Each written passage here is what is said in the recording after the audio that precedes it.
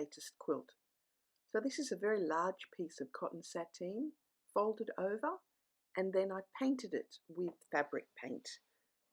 I've then raided the garden and covered the whole piece with lots of branches and twigs and leaves of all different shapes and sizes, and quite a few of them are overlapping. It didn't take long to dry. It was a beautiful warm day.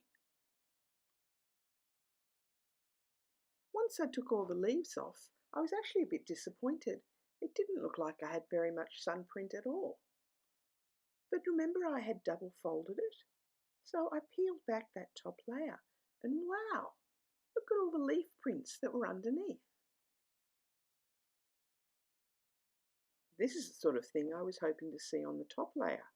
But now, once it's opened up, I have lots of different textures and shapes and colours, and it's now a really beautiful piece.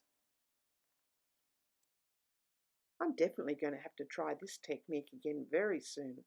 What a surprise. Bye for now.